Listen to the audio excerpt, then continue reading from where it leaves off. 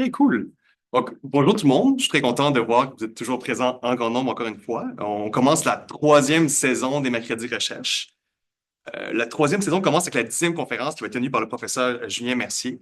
Le professeur est spécialiste en sciences cognitives appliquées. Il a commencé son parcours en psychologie avec un baccalauréat à l'Université de Trois-Rivières, avant d'entreprendre une maîtrise en pédagogie, suivi d'un doctorat en sciences cognitives appliquées à McGill, sous quelqu'un qui s'appelle la supervision de Carl Fredrickson, qui est assez connu, disons, dans le milieu des neurosciences, mais peut-être pour les études informatiques, ça veut pas dire un nom, mais c'est excusez-moi, un grand nom. Le sujet de sa thèse s'appelait Help Seeking and Use of Tutor Scaffolding by Dyads, Learning with a Computer Tutor in Statistics. On peut voir que vous étiez déjà un peu en avance sur les enjeux pédagogiques évoqués par des LLMs comme ChatGPT, puis ça impacte l'apprentissage. En 2014, vous fondez Neurolab, un laboratoire qu'on pourrait qualifier, je pense, d'interdisciplinaire, qui est à l'intersection des sciences cognitives, de la neurophysiologie, de la psychologie et bien sûr de l'informatique. Maintenant, je vais laisser son professeur de décrire mieux que je pourrais les missions et intérêts de son laboratoire. Merci Nicolas pour la belle présentation. Merci Nicolas et Eric aussi pour me donner l'occasion de venir vous adresser la parole. Je suis vraiment très content d'être parmi vous. Mais mon Dieu, Nicolas, tu as vraiment mis la table sur l'essentiel de ce que je voulais dire. Alors, je vous invite à travers la petite présentation que je vous ai préparée, qui se veut interactive en passant. Donc, moi, j'ai présenté quelques vignettes de projets que j'ai menés et ça me permet de dire aussi où je m'en vais dans le laboratoire, quel genre de projet j'aimerais mener. Mais bon, le contenu, somme toute, est moins important que ce que vous pourriez vouloir savoir et me demander. Donc, vous gênez surtout pas là, si vous avez des questions à l'improviste. C'est essentiellement le but de l'exercice. Donc, on va parler d'interaction humain-machine et de données multimodales en temps réel. Ce que ça veut dire essentiellement, c'est que ça nous met dans une position où on doit faire un grand écart interdisciplinaire euh, entre les neurosciences, l'informatique, en passant par la psychologie. Ça fait beaucoup de choses. Est-ce qu'on peut penser qu'une personne maîtrise suffisamment ou encore de manière compétitive, si on veut, dans le milieu de la publication scientifique, l'ensemble de ces éléments-là? Je vous rassure, et j'ai ma réponse. La réponse est non. La stratégie qu'on a mis en place dans ce labo-là équivaut dans d'autres laboratoires qui ont figure de leaders dans ce genre de travaux-là. C'est des laboratoires qui intègrent différents types d'expertise, l'informatique, les neurosciences, la psychologie et éventuellement des experts d'un domaine donné. Comme par exemple, si on travaillait sur, je vais peut-être y revenir plus tard, mais sur un système de pilotage de drones, ben, un expert pilote pourrait faire partie aussi d'un projet comme ça, comme expert du pilotage d'avion. Donc, euh, bon.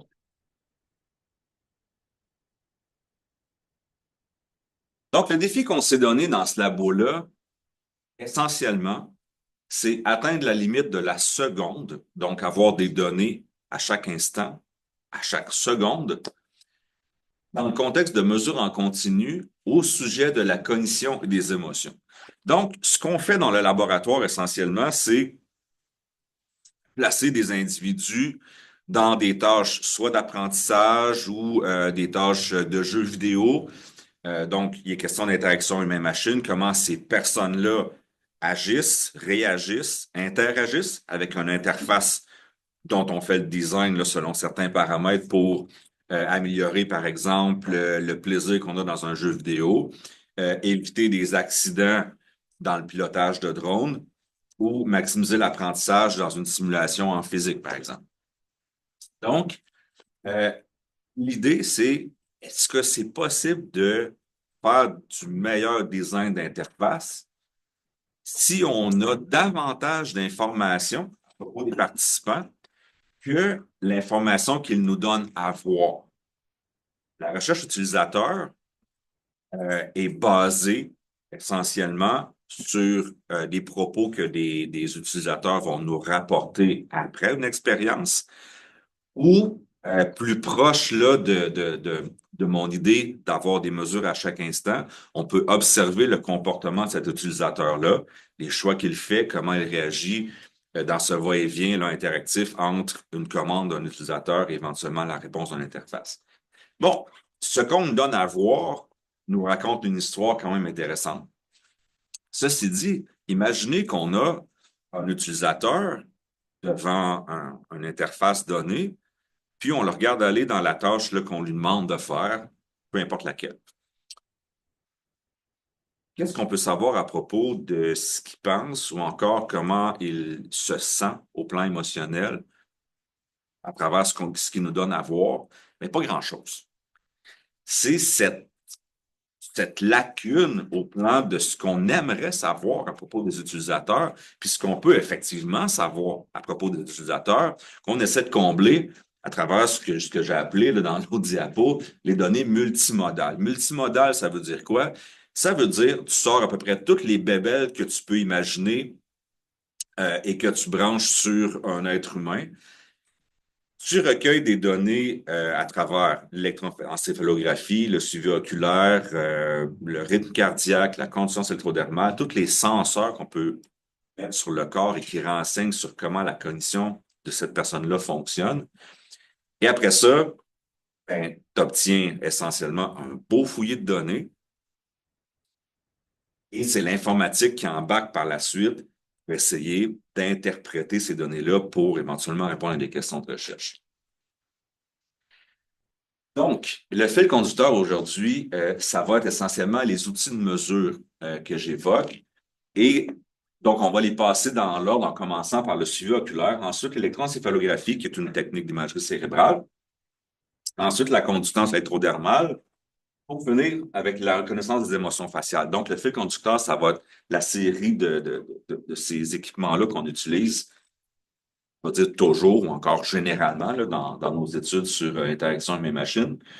Et chacune de ces techniques-là va être illustrée à partir d'un projet particulier qu'on a mené. Je vais conclure aujourd'hui par ce serait quoi les prochaines étapes à travers les différents projets de recherche qu'on mène.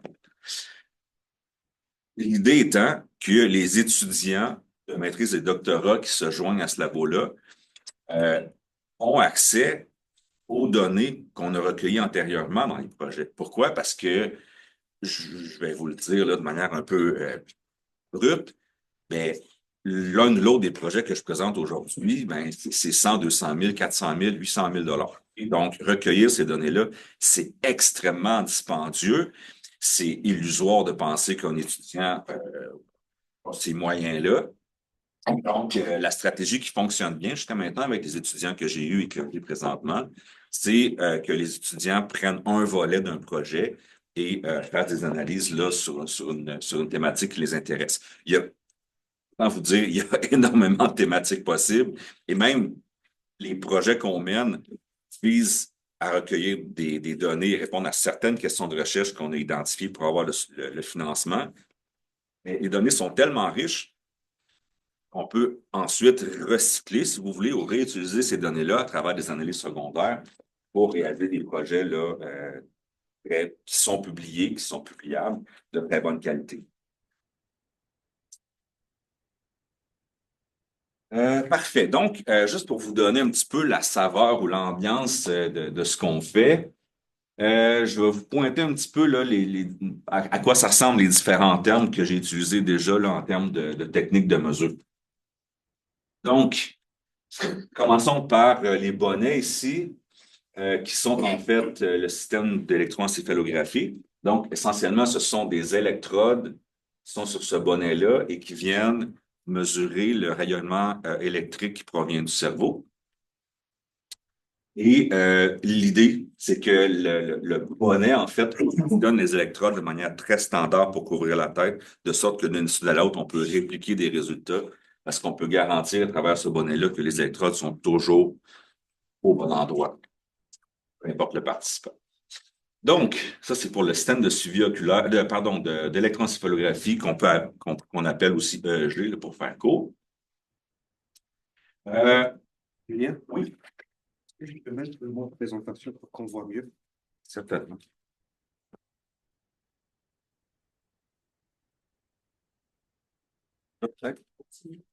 Ah, ok. Allons-y maintenant sur le suivi oculaire. Vous avez deux systèmes là, un qui est peut-être plus évident. Bon, il ressemblait à ça il y a un certain moment donné. D'accord? Euh, en fait, les lunettes qui sont là, qui euh, comportent une caméra ici qu'on voit, qui va filmer le champ de vision de la personne qui porte ces lunettes-là. Et ce qu'on ne voit pas, c'est qu'il y a un émetteur infrarouge et une caméra qui va recapter la lumière émise, qui en fait se reflète sur le fond de l'œil à travers la pupille et permet de, par une certaine mécanique de calcul, de déterminer où le regard se porte dans le champ de vision, donc dans la scène qui est filmée à partir de la petite caméra que je vous ai pointée au tout début. Donc, l'avantage d'un système comme ça, c'est que ça permet en fait à un participant de se promener dans un milieu naturel. Je pourrais présentement porter les lunettes et au terme de ma présentation, je pourrais voir, par exemple, en regardant les données, sur quel visage, par exemple, mon regard se porte quand je discute de telle ou telle autre affaire, ou en tout cas, vous voyez un peu où on s'en va avec ça. Le classique dans l'utilisation de ce genre d'appareil-là, c'est en marketing, où, par exemple, des participants s'en vont dans un supermarché avec ces lunettes-là, s'en vont magasiner du savon à linge, par exemple, et on voit où quels produits ils vont considérer à travers où le regard se porte. Éventuellement, vont faire un choix et on peut expliquer ensuite, avec ces données-là, le choix qui a été fait en comparaison de quel autre produit, et ainsi de suite. L'autre suivi oculaire qui est plus puissant, plus précis aussi, c'est en fait l'écran qu'on a ici, qui est un écran d'ordinateur. Le suivi oculaire, c'est la machine qui est solidaire à l'écran ici, qui est fixée tout en bas. Donc, on retrouve la même logique d'émission et de captation de lumière infrarouge qu'on ne voit pas, évidemment, qui est ici. Et donc, moyennant un positionnement là, à 60 cm de l'écran, euh, l'angle de réflexion de la lumière fait en sorte qu'on voit, qu'on peut déterminer en fait où le regard se porte dans le périmètre de l'écran. C'est beaucoup plus précis, l'information est beaucoup plus dense aussi. Dans le cas du système portatif, on est à 30 points par seconde, 30 points de données par seconde. Ici, on est à 300. Pas si pire, 300. Euh, pour certains, les sujets, en fait, les plus exigeants au niveau de la recherche au plan du suivi oculaire, c'est la lecture. Les yeux d'un lecteur expert se posent très rapidement sur les parties d'un texte. Mais pour des études sur l'interaction de mes machines, 300 points par seconde, c'est presque de l'overkill, je vous dirais. Vous avez ici le mesh du visage, si vous voulez, qui est en fait notre logiciel de reconnaissance d'émotions faciales. Les émotions d'un visage sont signalées à travers la configuration, le positionnement de certains muscles. Et en fait, c'est facile.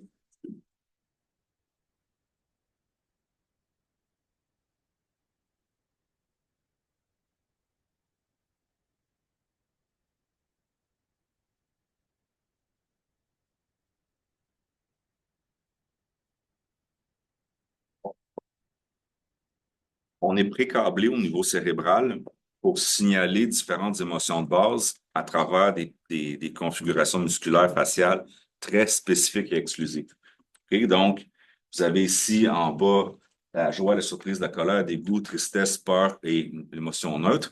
Et vous voyez là, en fait, mis en évidence les différents éléments du visage qui permettent de discriminer cette émotion en particulier en contraste de tous les autres. Donc, ce que vous voyez ici, c'est que la joie, c'est essentiellement les lèvres et la commissure des lèvres, un peu les yeux.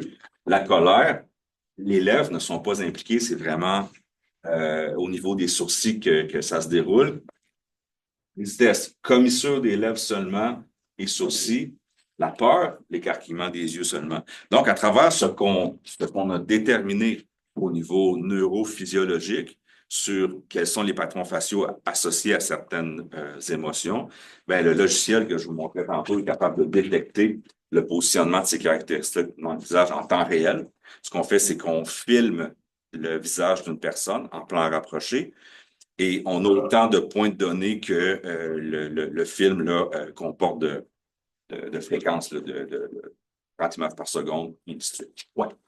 On peut détecter deux émotions en même temps, dont la surprise et la peur, mettons.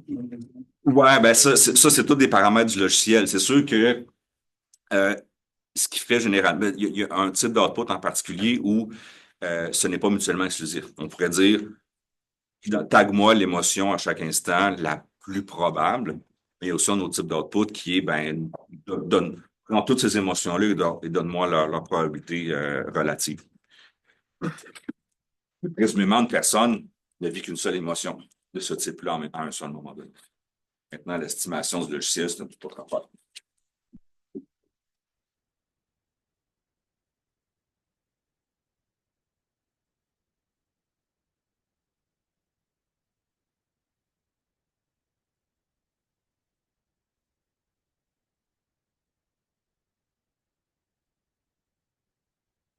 OK, un petit exemple. Relativement aux lunettes, donc, de suivi oculaire portatif, je vous emmène un petit peu loin. Je fais une petite écartade là, vers un sujet qui est peut-être un peu plus loin de l'interaction humaine-machine. Ce n'est pas la vraie image, c'est la vraie image, mais présentement, dans le laboratoire, à l'UQAM, on a reconstruit à l'identique une tombe égyptienne.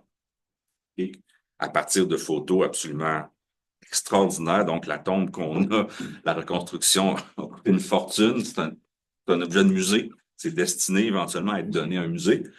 Et donc, faut savoir que les parois des tombes égyptiennes, à travers l'iconographie qu'on a là, racontent une histoire.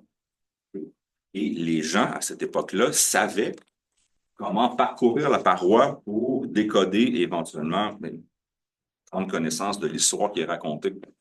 Alors, avec la tombe qu'on a actuellement et les lunettes de fibre oculaire, on prend des personnes de notre époque, des naïfs et des gens plus experts, et on compare comment ils appréhendent la lecture, entre guillemets, d'une scène comme ça sur la paroi de la tombe. Donc, ils arrivent dans le laboratoire, on leur met les lunettes et ils s'en vont se promener finalement dans cette tombe qu'on a reconstruite à l'identique.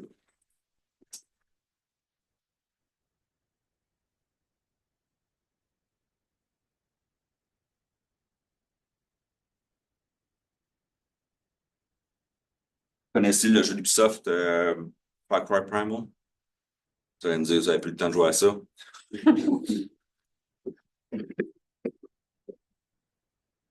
Donc, si vous avez joué à Far Cry ou à d'autres jeux d'Ubisoft, vous allez certainement reconnaître les splash screens comme ça. Pendant que ça vous dit quelque chose. Les tutoriels en 3 panneaux comme ça qui sont le classique chez Ubisoft. Alors l'idée, dans les premiers moments d'un jeu qui sont scriptés, il y a une partie du script qui vise l'apprentissage des nouvelles mécaniques dans le jeu. Et donc, il y a une petite histoire là, très linéaire dans le début du jeu qui vous amène à faire certaines actions de sorte que vous savez ensuite quoi faire au moment opportun plus loin dans le jeu, quand vous êtes libre de faire ce que vous voulez. Alors, les fameux tutoriels prennent la forme suivante. Image, image, image, texte en dessous qui explique chacune de ces images-là. Donc, une séquence d'images avec le texte en dessous. Si vous regardez le suivi oculaire, la question étant, est-ce que ça fonctionne bien, ces tutoriels-là, chez un joueur typique? OK? On a accueilli 40 joueurs dans le laboratoire. Et un des patrons, ce que ça donne, le suivi oculaire, c'est que vous voyez, plus c'est rouge, plus on observe une densité de fixation à cet endroit-là. Donc, en fait, ce que ça nous indique, c'est plus c'est rouge, plus le regard d'une personne s'est porté strictement à cet endroit-là. Si l'image est telle qu'elle, donc pas ombragée de jaune et d'autres couleurs du genre, c'est donc que la personne n'a pas regardé à cet endroit-là dans la scène. Donc, ce qu'on voit, c'est un peu de fixation sur les images. Maintenant, quand on regarde ensuite, le temps dévolu à l'examen visuel de ces éléments-là, c'est de l'ordre de la seconde. Donc, ce que ça veut dire, c'est que les joueurs ne consultent pas ce matériel-là. C'est pas possible humainement de comprendre ce qu'on explique ici à travers le peu de temps qu'une personne va consacrer à l'examen de cet élément-là. Donc, imaginez, c'est un cas de figure, mais imaginez tout ce qui est possible de faire avec le suivi oculaire dans un contexte d'interaction humain-machine. Vous mettez une fonctionnalité à quelque part sur votre interface, vous vous interrogez par exemple sur le positionnement des messages d'erreur dans une application. Le suivi oculaire va vous donner des réponses très, très claires sur c'est quoi le délai, par exemple, entre l'apparition d'un message d'erreur et la réaction éventuelle de l'utilisateur par rapport à ce message d'erreur-là, en commençant par le délai que ça a pris entre l'apparition du message d'erreur et éventuellement la lecture ou l'examen de cet élément-là par le juste pour vous donner. As-tu un peu de sens ce que je raconte? Ouais. Merci.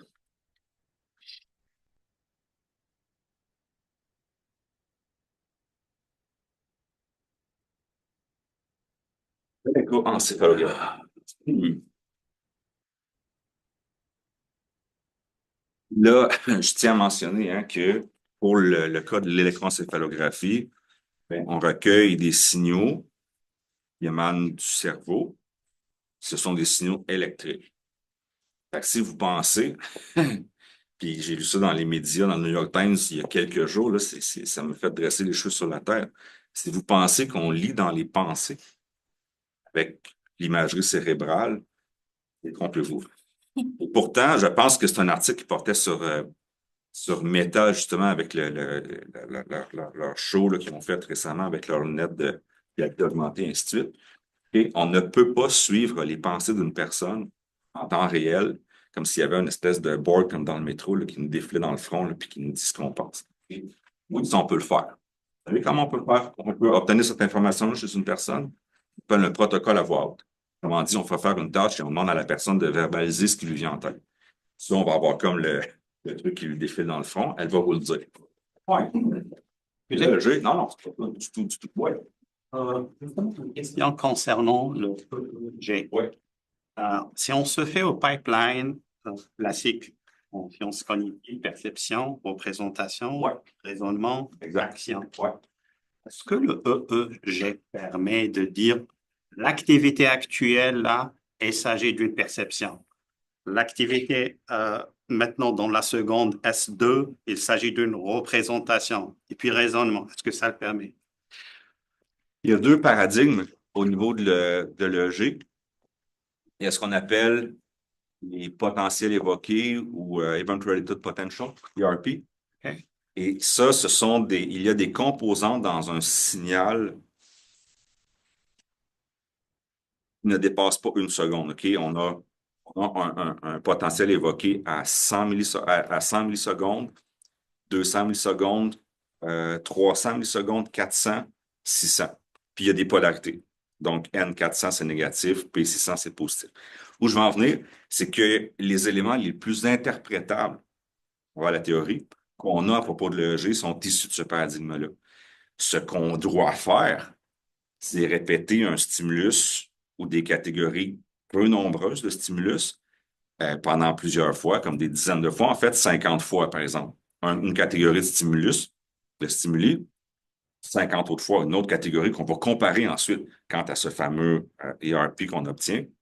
Et donc, il faut moyenner toutes les réponses cérébrales sur cette cinquantaine de stimuli-là d'une sorte, moyenner sur les autres stimuli.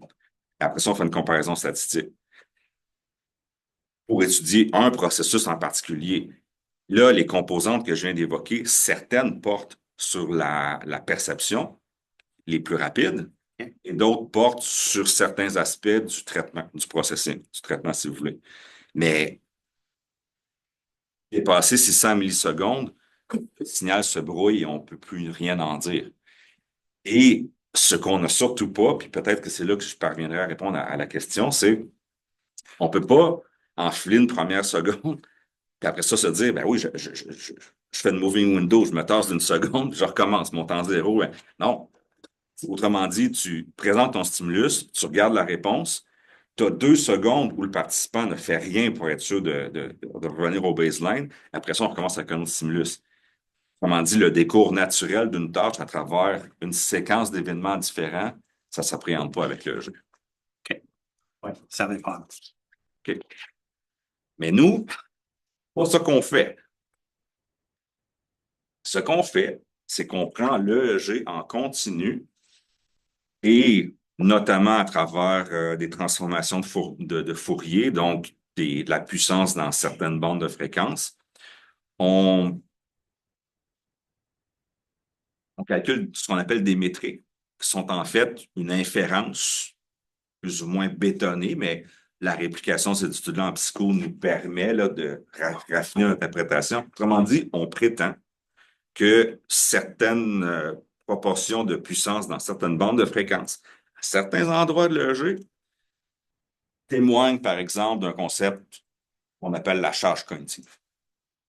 Si le terme, bon, j'ai peut-être moins familier, je pourrais tourner les coins ronds en parlant d'effort mental dans le langage courant. Et donc, on a cette mesure à chaque seconde qui monte et qui descend et qui rend compte d'un effort mental quelconque en partant de 0, si vous voulez, jusqu'à, bon...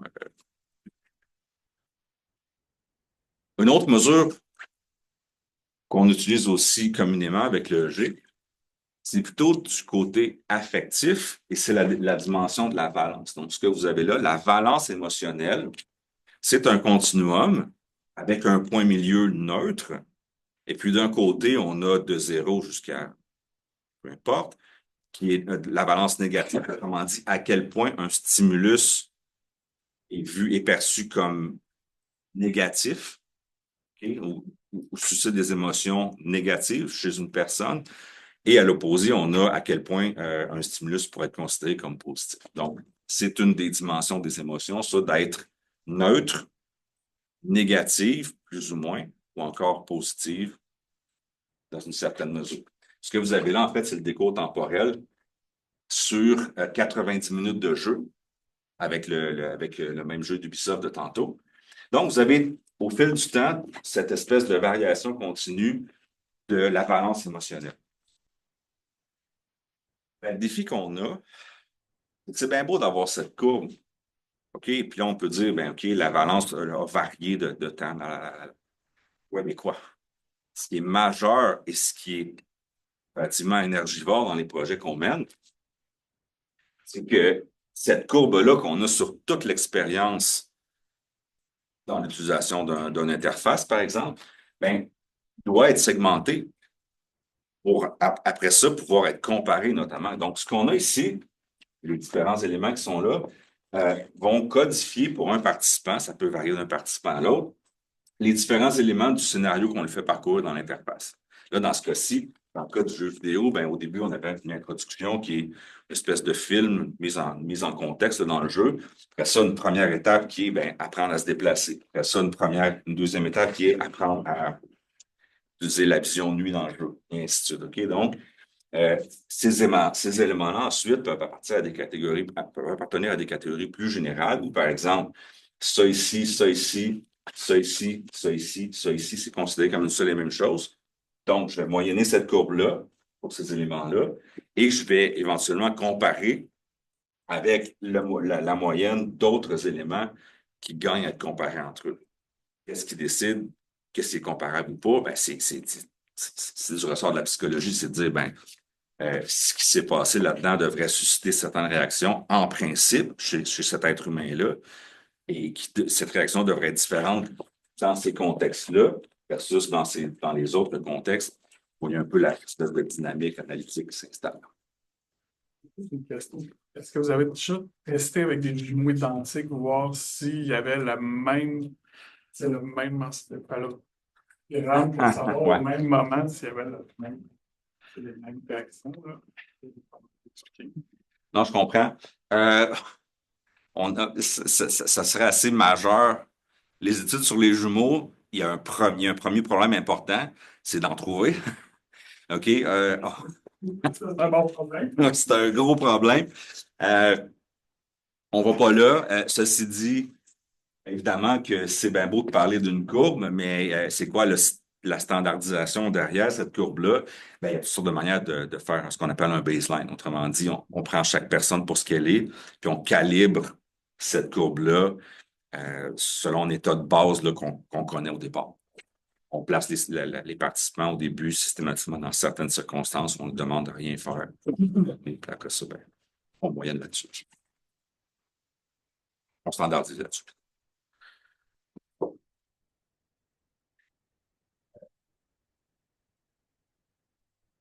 Que vous êtes en train d'expliquer, par exemple, les jeux vidéo, leur intention, ça serait de maintenir un certain niveau de charge mentale, mais pas trop, un peu plus dans l'apprentissage. Il faut du challenge, mais pas trop parce que c'est des courage. Est-ce que vous tendez vers ça? Est-ce que vous essayez d'avoir ça? Ce qui est. Vous comprenez ma question? Oui, absolument. Ben oui, ça m'empêche de dormir, ta question, en fait. Ouais, ben franchement. Je suis cruel comme ça. C'est quoi ce point d'équilibre-là? C'est quoi le sweet spot? C'est un problème d'optimisation, mais l'enjeu qu'on a, c'est que même à travers tout ce qu'on sait en sciences cognitives, en psychologie, en neurosciences, pour avoir des hypothèses de départ. Autrement dit, on pourrait dire, comme par exemple, prenons une question qui m'amène à un capteur que j'ai négligé, mais bien produit, la question de l'arousal, un état d'activation généralisée du corps. C'est deux capteurs, deux électrodes qu'on place sur les phalanges ici, sur les deux doigts. Et la microstimulation de la peau nous renseigne sur, je vais prendre un mot du langage de tous les jours, sur une espèce d'état plus ou moins stressé, si vous voulez. Le terme n'est pas très juste, OK, mais bon, malgré les précautions, je vais prendre ce terme-là. Alors, pour revenir à ton exemple, à ta question, Eric, c'est poser la question, donc sur 90 minutes de jeu, quel pouvait être le niveau de stress ou d'activation idéal qui pouvait prédire, en fait, une question qu'on a posée à tous les participants suite à leur expérience. On a posé plein de questions. J'en prends une qui a l'air banale, mais regardez bien comment ça devient le fouillis pour l'expliquer. Au terme de l'expérience de jeu, on a posé une question avec un format Likert de 1 à 10. La question était, à quel point aimeriez-vous continuer à jouer à ce jeu? Aussi simple que ça. Code de 0 à 10. 0 pas du tout, c'est urgent. On s'est dit, ben, maintenant qu'on a la même forme de courbe analogue avec l'arousal, ce stress, peut-on expliquer au niveau du vécu de stress sur l'épisode de jeu, qu'est-ce qui prédit le mieux une réponse positive à l'effet de vouloir jouer à nouveau? On avait 3 choix. On fabule un peu. La théorie nous dit peu de choses. La théorie sur tout ce qui est mesure en continu chez l'humain, elle est très incomplète.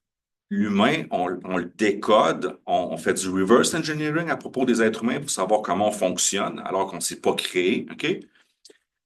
C'est souvent pré-test, post-test.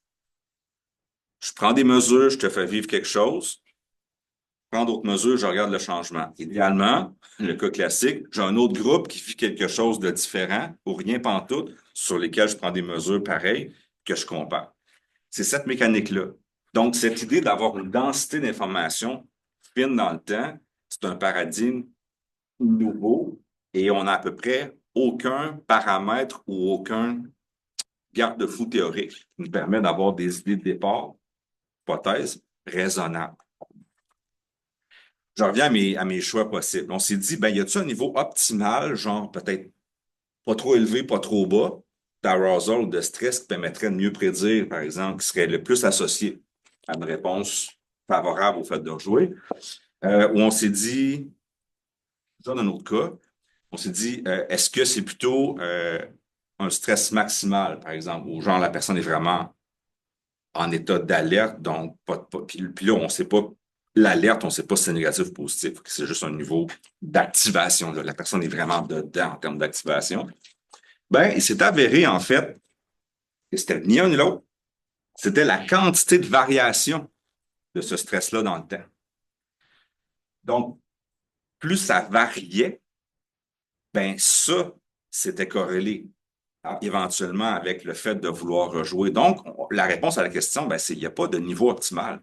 Ce qu'on veut susciter comme réaction de type stress, c'est plutôt une variation maximale, pas tant un état constant qui sera optimal. On va à la pêche. Je trouve ça vraiment désagréable de vous dire ça. Imaginez, moi, je viens de psycho, puis c'est genre, je veux des hypothèses raisonnables à tester sur la base de la théorie pertinente. J'ai besoin de, à partir des sciences cognitives, j'ai besoin de savoir, d'avoir des a priori sur, mais regarde, la cognition humaine, là, ça marche comme ça. Et maintenant, j'applique ce que je sais dans un contexte d'interaction humaine-machine et je teste des idées raisonnables ou des alternatives raisonnables. Là, je vous arrive avec des alternatives bon, peut-être du sens au plan du raisonnement, mais quand tu ne peux pas puiser dans la littérature scientifique qui existe, tu avances à tâtons. Et c'est désagréable. Est-ce que c'est innovant? Oui. Est-ce qu'on a bien du fun? Oui. On a du fun. Tu arrives pour publier, tes reviewers te disent de quelle planète viens-tu? Ben, de psycho, de neurosciences, d'informatique. Bon. Quand tu pognes 3 arbitres, les représentants de chacun de ces domaines-là, chacun va te dire des choses bien différentes à propos de ton papier. Recommence, mon ami. C'est souvent ce que ça veut dire. Oui, bon, désolé, ouais, je vais pas m'excuser non plus, mais bon, je formule ma question. Bon, je voulais savoir, vous parlez justement de la question de trouver une association qui a l'air un signal assez significatif entre les variations dans le Russell, puis une réponse positive à pouvoir rejouer. Mais ça, mettons, je sais que c'est un contexte d'un certain nombre de participants, mais est-ce que vous considéreriez ça comme un signal fort ou comme une association un petit peu plus difficile à établir dans un ensemble de signaux très hétérogènes, mettons? Ouais. C'est sûr que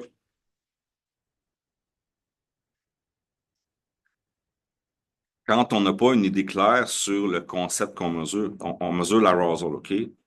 Mais la transformation de ce décours temporel de l'arousal, de cette variation dans le temps, ne réfère pas à une réalité théorique qu'on connaît. Fait qu'après ça, pour te répondre, ben, je vais prendre l'autre bord, l'envers de la médaille, puis je vais te dire qu'on a fait une taille d'effet très intéressante avec un seuil de significativité satisfaisant pour dire qu'on ne se trompait pas, pour dire qu'il y avait cette association. C'est déplaisant que je doive te répondre au plan technique statistique parce que, ultimement, l'explication de ces résultats-là et ce que ces résultats-là peuvent dire, et notamment dans d'autres contextes d'interaction humaine-machine, à travers la théorie. Voilà. Pas à travers une démonstration unique qu'on aurait de la misère à transférer dans un autre contexte. Tu sais, à un moment donné, la recherche utilisateur, puis ce qu'on connaît sur l'interaction humaine-machine, c'est par cumul. Mais à un moment donné, on étudie quelque chose dans un contexte et la théorisation nous permet de dire que dans cet autre contexte-là, ça va valoir aussi. S'il fallait qu'on reprenne tous les contextes tout le temps, on n'aurait jamais de règles, on n'aurait jamais de principes généralisés.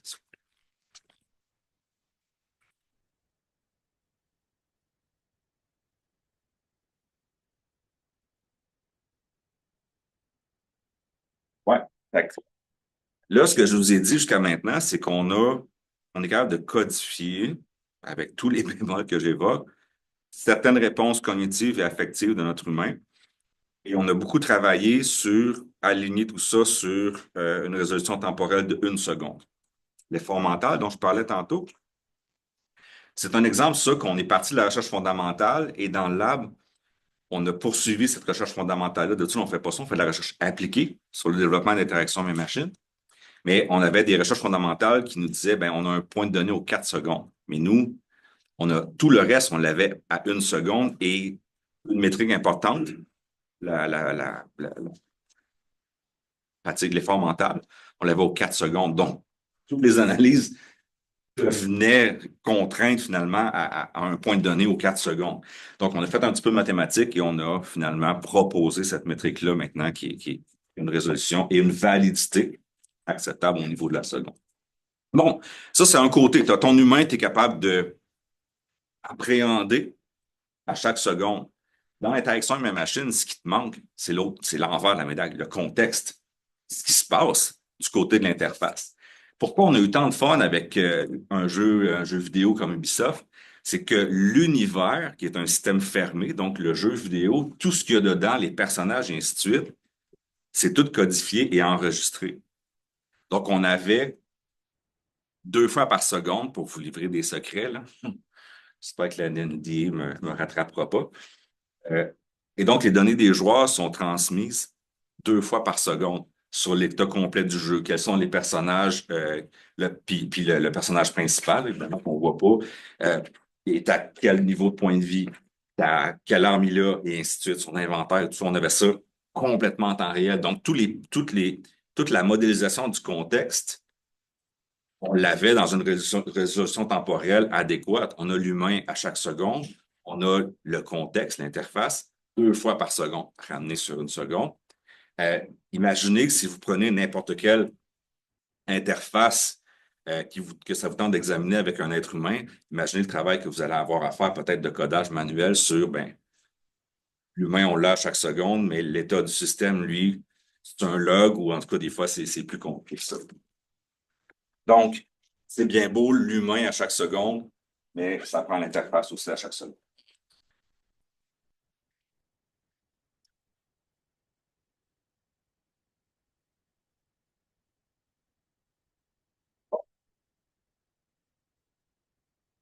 Je veux vraiment qu'on se réserve du temps pour des questions ou des questions. Peut-être que je pourrais rester aussi jusqu'à 13h30 là, pour si des gens aimeraient me parler. 14 heures. Ça dépend de 13 heures. Peut-être une petite contre. J'essaie d'être subtil. Où on s'en va? Moi, c'est sûr que maintenant que j'ai accès à des gens d'informatique, c'est les gens quand tu viens de psychologie, tu demandes à quelqu'un en informatique de transformer un fichier CSV, le genre des colonnes d'un bord, tu veux ça de l'autre bord. Puis tu t'attends à ce que le gars te dise, pas sûr que ça se peut. Puis là, tu te considères chanceux si le gars te répond, ouais, c'est correct. Là, tu lui dis, tu vas prendre peut-être 2 semaines là, pour me faire ça. Tu reviens après 2 jours, c'est fait. C'est le fun. J'aime ça, le monde en informatique. Et bon Dieu. Comme on dit là, dans le lab, rapport, l'aspect conceptuel, psychoneurosciences qui t'indique qu'est-ce qui est pertinent de chercher dans l'interaction humain-machine, puis comment chercher, puis quoi chercher.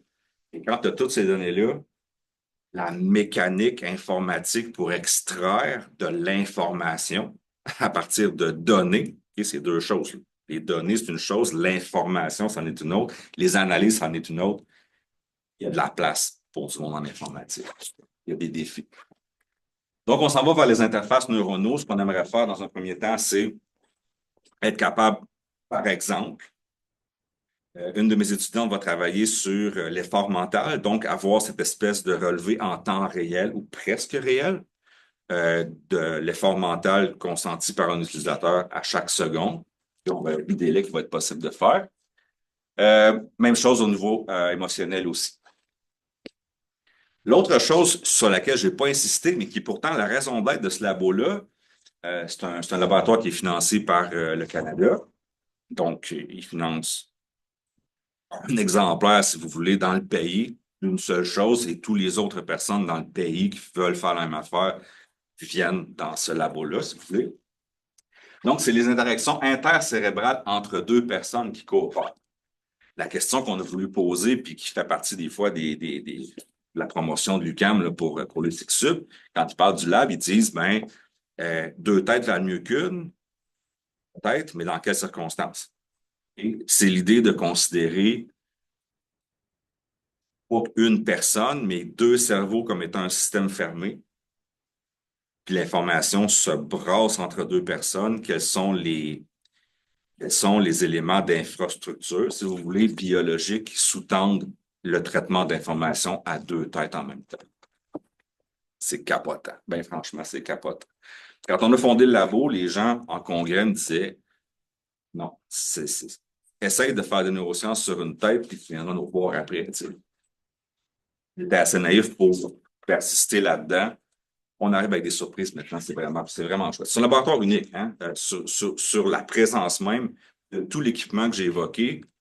synchronisé. Donc, chaque modalité, suivi oculaire, EEG, tout ça, c'est synchronisé chez une personne, mais c'est doublement synchronisé aussi chez deux personnes en même temps. Donc, il y a quand même l'infrastructure de génie médical derrière ça. Là. Il y a une grosse réflexion qui a été faite. Ouais, c'est pas mal là où je voulais en venir pour la présentation. Donc, je suis vraiment intéressé à vous entendre. Là, si vous avez des questions, n'importe quoi, je vais être disponible aussi là, jusqu'à 13h30. C'est gentil.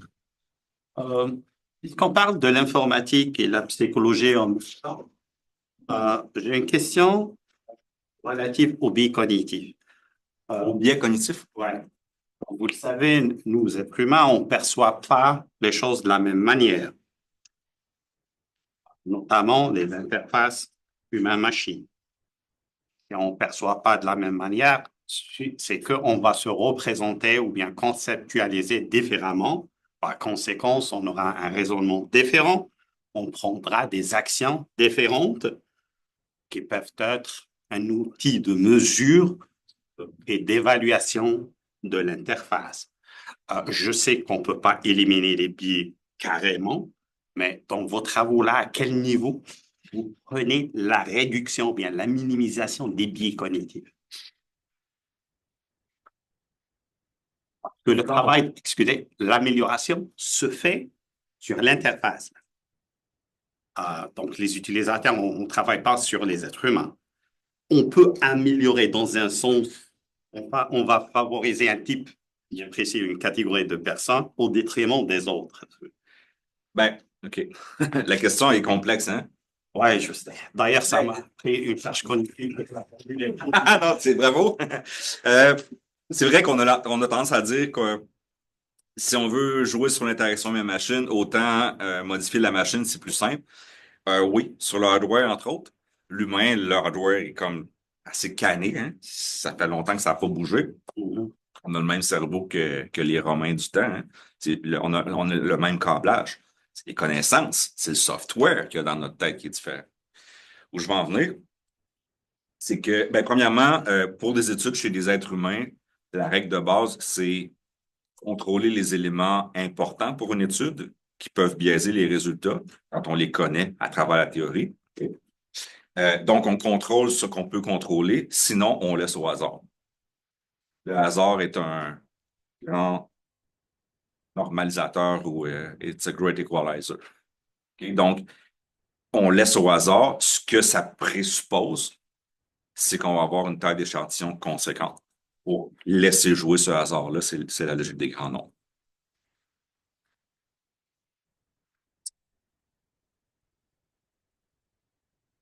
On peut y revenir. Ouais. Puis plutôt, vous avez parlé de la cognition comme de la rétro-ingénierie. Oui. Je pense que c'est une position qu'on entend pas assez souvent. Là. La cognitive, c'est en fait de la rétro-ingénierie. Bien sûr. Ben oui. Puis j'aimerais savoir, c'est un petit peu tendentiel à votre présentation, mais j'aimerais avoir votre opinion sur les idées. Sentez-vous à l'aise de me dire si vous trouvez que c'est passé date. Mais l'idée, disons, de Richard Feynman qui disait on ne comprend pas quelque chose, tant qu'on ne recrée pas un modèle qui fait exactement la même chose. Il y a une autre idée aussi de Jerry Fodor qui disait pour obtenir ça avec le cerveau et la cognition humaine, savoir où et quand quelque chose se passe, et donc la neuroimagerie, ne va pas nous aider à faire une ingénierie de tel système. Puis, je sais pas vous dire, donc, est-ce que vous dire que c'est une étude, cette recherche, donc, toute la recherche, je veux dire, moi-même, j'utilise la neuroimagerie, puis on doit quand même s'en servir parce que c'est les outils qu'on a, mais avez-vous une position sur les limites de la neuroimagerie quant dans la rétro-ingénierie de la cognition? Bien sûr. Ben,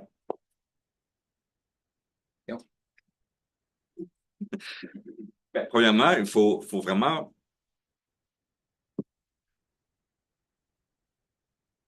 Je sais par quel bout je pense ça. Les méthodes d'imagerie cérébrale, très limitées. Et les contraintes techniques nous permettent d'obtenir bien peu de choses. Et essentiellement, l'imagerie cérébrale de type pas tant EEG, qui est c'est une technique qui est bonne pour le décours temporel des choses, comme je l'ai un peu évoqué tantôt. Mais l'imagerie par résonance magnétique est plutôt mauvaise sur le décours temporel des choses, mais plutôt bonne sur la localisation des zones impliquées. Les zones impliquées, ce sont des zones différemment impliquées dans la performance de deux tâches qui se différencient sur une chose minuscule.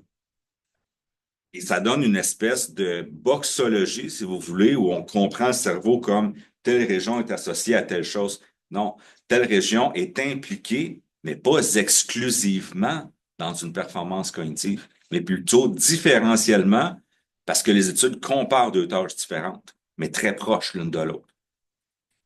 Donc, en clair, la psychologie nous dit énormément de choses et beaucoup plus de choses que les neurosciences.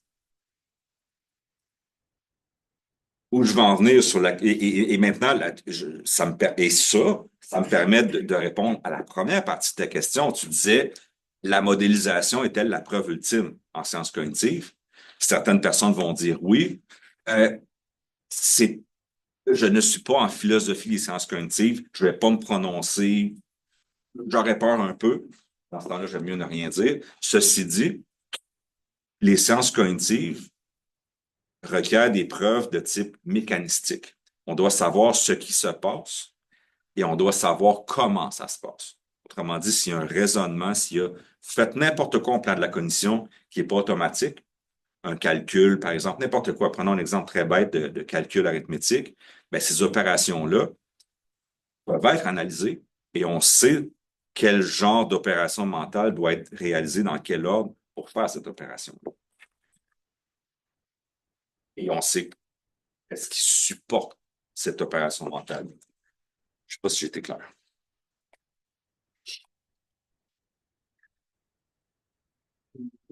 Oui.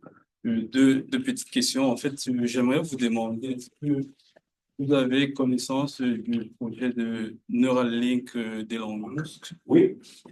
J'aimerais savoir, donc, est-ce que, en fait, le but est d'aider les personnes en état de paralysie à contrôler certains appareils en utilisant l'activité du cerveau? Oui. Du cerveau ou du membre, par exemple, quand c'est une prothèse, ça peut être le signal électrique du cerveau ou peut-être même aussi le signal électrique qui parvient là, aux neurones effecteurs là, qui sont responsables de commander le mouvement. Ouais. Donc, si je comprends bien, ce sont des signaux qui sont émis par l'appareil que vous venez juste de, je sais pas, l'électroencélographie, qui est étudié pour pouvoir dire est-ce que la personne, qu'est-ce qu'il aimerait faire. Oui. Si c'est sur la tête, ça peut être un système analogue. Des fois, ces signaux-là moteurs, par exemple, sont relativement faciles à interpréter. À travers du machine learning, c'est très facile à prédire, à associer avec une intention, si vous voulez. C'est très facile. C'est toujours la même chose, avec moyennant suffisamment de répétition. À ce moment-là, ça prend très peu de capteurs. Cependant, vous avez dit qu'on ne peut pas connaître ou lire la pensée d'une personne. Exactement. Cependant, comment on sait que cette personne... Parce que dans un cas comme ça, notamment un cas moteur, c'est très, très simple. La correspondance entre le signal qui est émis et la réponse motrice d'un membre qui serait amputé, par exemple, c'est très, très, très facile. La motricité, c'est beaucoup plus facile à décoder au plan neuronal que l'activité cognitive, quelle qu'elle soit. On est ailleurs complètement. Oui. Je veux juste savoir, l'interaction coopérative, ça donne quoi comme résultat? Je suis un peu perplexe parce que je joue souvent avec des amis, des trucs de même. Je me demande, tu sais, s'il se passe un événement, c'est quel joueur Qui arrive, qu'est-ce que le joueur A fait l'action, le joueur B fait le même action, est-ce qu'il va avoir la même intensité d'interaction? Ce qu'on a fait. Voyez-vous comme, OK, ben lui est plus dominant, le joueur A est plus dominant que le joueur B. Oh là là, ouais, ben là, ce qu'on a vu à travers des séries temporelles, par exemple, je reviens à l'exemple de tantôt à propos de l'arousal, cette espèce de réponse de stress. On a ça chez les deux joueurs en même temps dans un autre projet dont je n'ai pas parlé. Deux joueurs qui jouent à quelque chose qui est assez compliqué. En fait, un joue, l'autre regarde. Il fait rien d'autre. Puis on a cet arousal-là, 1 point par seconde. Et on a fait les corrélations, en fait, pour voir si, par exemple, la personne qui est passive a des réactions de type stress corrélées avec le joueur. Et j'ai les observations, l'interprétation est hors de portée presque, mais ce qu'on a, c'est des corrélations des fois où la réaction de stress chez le joueur va précéder de 1, 2 ou 3 secondes celle du témoin. Puis des fois, c'est l'inverse. Fait que là, comment interpréter ça? Tu sais, c'est genre, pro- Je pense que c'est 50 de jeu. mais en fait, l'interprétation qu'on va vouloir faire est la plus proche possible de la performance. On ne va pas aller dans des traits de personnalité, par exemple. La première chose que la théorie nous dit, même si c'est incomplet, comme je te disais tantôt, c'est de dire qu'est-ce qui se passe à ce moment-ci au niveau des comportements dans le jeu.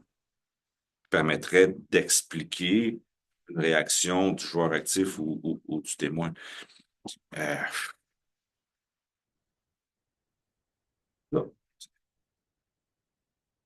Admettons que je veuille créer un casque de réalité virtuelle et que j'ai besoin de personnes, de sujets pour pouvoir faire mes recherches. Vous pensez que j'aurai besoin de combien de personnes environ? Ça dépend de la question de recherche. Ça dépend de la question de recherche. Mais généralement, c'est que si on prend des mesures chez des êtres humains, les groupes doivent être au minimum de 30 personnes pour que les statistiques plus générales puissent s'appliquer. C'est garoche un peu, mais bon, ça donne une grandeur, là, mais 30, c'est le strict minimum. Hein. C'est ça. C'est compliqué de faire la recherche avec des êtres humains. Ça prend des ressources et du temps aussi. Justement, ça rejoint un peu ça. Certaines des recherches que vous avez faites étaient très dispendieuses, c'est de l'équipement très spécialisé. J'ai travaillé dans le domaine des tests de jeux vidéo, sans entrer dans les détails. J'ai vu d'ailleurs certaines compagnies qui utilisent des scans pour le visage dans un cadre professionnel. Quelque chose que j'ai pas vu, par contre, c'est utiliser des technologies de suivi du regard qui sont déjà présentes dans les casques de réalité virtuelle pour collecter des données.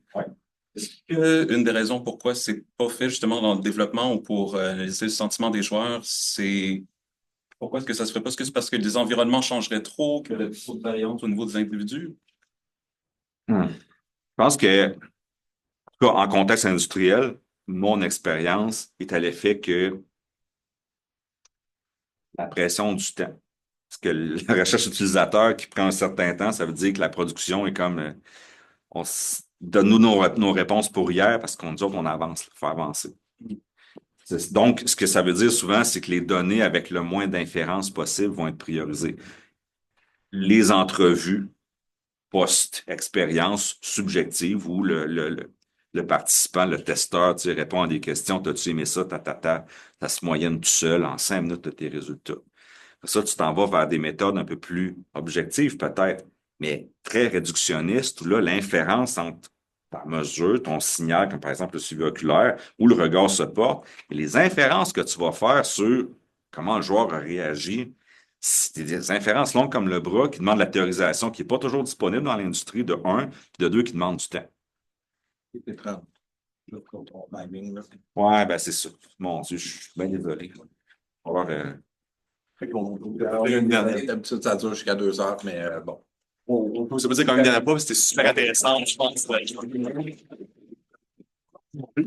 Utile.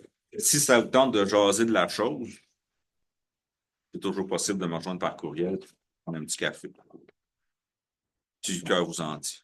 Mais encore une fois, merci d'avoir été là. Merci pour la participation. C'est vraiment chouette. J'ai rien dit. OK. Ben, je vais me commettre. Si jamais vous voulez voir le laboratoire, c'est possible aussi, peut-être à ce moment-là, d'ici une semaine, mettons qu'il y a des gens intéressés, qui se manifestent d'ici la fin de cette semaine, de sorte que je fasse une rencontre de groupe. Ce que je vais proposer, c'est d'aller sur la page, reprenez le même questionnaire, puis dans la question pourquoi vous venez, dites que vous voulez visiter, puis vous êtes capable de voir qui veut venir. Un peu. Ouais, OK. Bon. Je finis sur faire un peu de pub pour la prochaine conférence aura lieu juste le 30 octobre dans 4 semaines. Ce sera Joël Lefebvre qui nous parlera encore en neuroinformatique. Oui, on reste à peu près le même temps, on s'en va encore plus dans le cerveau. C'est cool son affaire. C'est vraiment cool. Merci beaucoup tout le monde. Merci, Julien. Bravo.